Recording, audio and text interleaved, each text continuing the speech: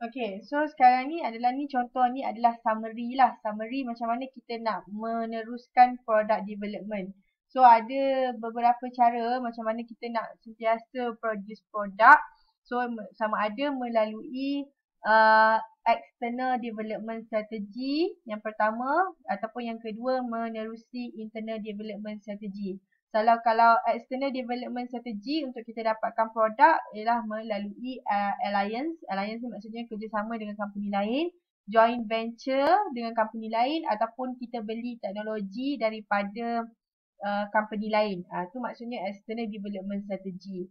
Kemudian kalau internal development strategy ni maksudnya kita cuba untuk buat development dalam company kita sahaja. Maksudnya kita cuba untuk improve ataupun buat product development tanpa melibatkan company lain. Tu maksudnya internal development strategy di mana kita boleh menggunakan teknik migration of existing product, yang kedua enhancement to existing product dan yang ketiga ialah new internally developed product.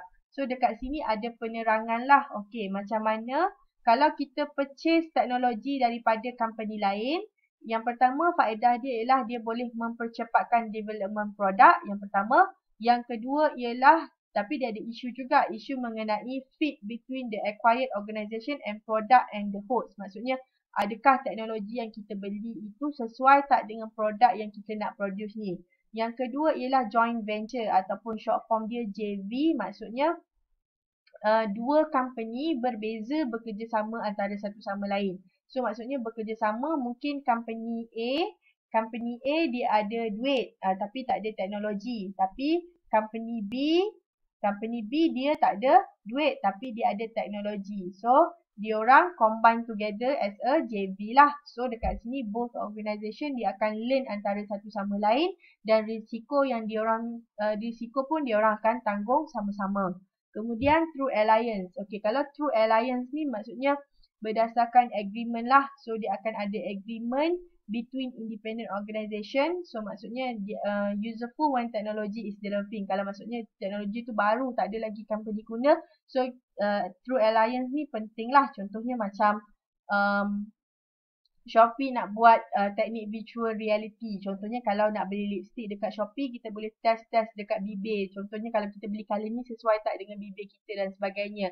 Okay, tu maksudnya kalau teknologi yang baru macam ni kita boleh guna through alliance dan dia boleh mengurangkan risiko juga. Okey, di dalam service design, so apa yang penting di dalam service ni dia a bit berbeza sedikit lah.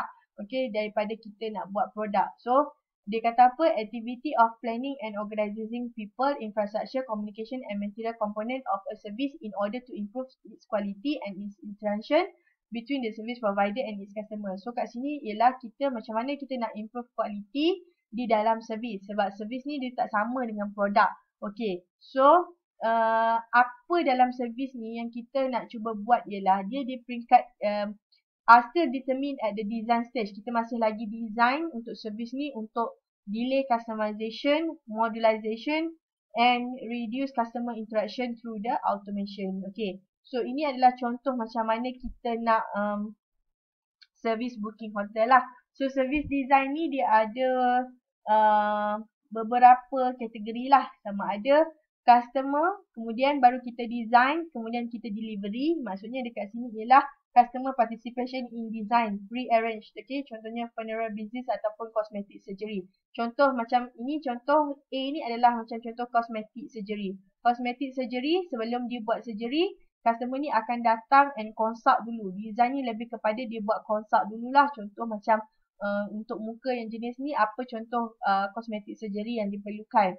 Kemudian barulah kita buat, kita deliver servis tu. Okay.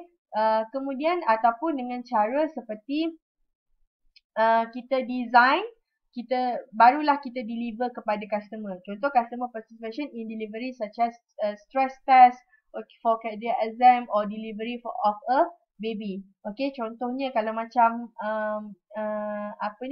customer nak datang buat check up mengenai stress test for example. Kita ada alat tu dulu, kita buat servis tu dulu, baru customer datang. Itu yang kedua. Yang ketiga ialah customer participation in design and delivery such as counselling, college education, financial management and personal affairs. So maksudnya ni customer terlibat dalam dua-dua ni. Maksudnya design dia punya dia punya servis yang dia nak dan juga dia deliver servis tu. Contohnya macam customer dia dah masuk college, dia akan pilih lah course apa yang dia minat, kemudian dia akan kita akan deliver kepada customer tu. So customer dekat sini dia involve dua-dua. Okay, maksudnya terlibat dalam design dan juga terlibat dalam servis. Okay, so kalau awak tengok dekat sini kita juga ada document service. Document service ni maksudnya ialah setiap customer level of customer interaction, apa sahaja rekod-rekod customer yang pernah buat, yang pernah menggunakan servis kita ni, kita dokumentkan dia. Okay, kita buat satu documentation supaya dekat sini bila ada documentation, sekiranya berlaku apa-apa masalah ataupun yang benda-benda yang kita nak jadikan sebagai rujukan, kita boleh rujuk di kemudian hari lah. So biasanya kita akan menggunakan script ataupun storyboards, okay, sebagai salah satu teknik macam mana kita nak menyimpan dokumen yang berbentuk servis.